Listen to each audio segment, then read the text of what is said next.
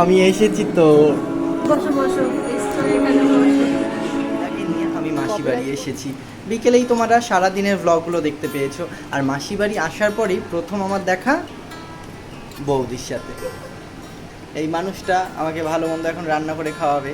আর কি কি হয়েছে, আমার প্রিয় একটা জিনিস হয়েছে আজকে, এঁচোড়। দেখো এই মানুষটা বলে আমাকে রান্না করে খাওয়াবে, রান্না করে খাওয়ানোর নামে নিজেই খেতে বসে গেছে। আবার আমি ভিডিও করছি, তাকিয়ে তাকিয়ে দেখছে। কেমন লাগছে মেয়ে বাড়ি এসে ট্রেন জার্নি করে? বলো, তোমাকে সবাই পছন্দ করছে ফেসবুকে, সবাই বলছে দিদা ভালো। Ranaghat to new Barrackpore, new Barrackpore to Malda. সকাল 8টার ট্রেন ধরে নিউ ব্যারাকপুর এসেছি। যেহেতু দিদা আর থাকলো না, দিদার মন খারাপ, দিদা এখন মালদা অর্থাৎ বাড়ি যাবে, সেই কারণে। তোমরা তো জানোই সারাদিনের ব্লগগুলো তোমরা দেখেছো।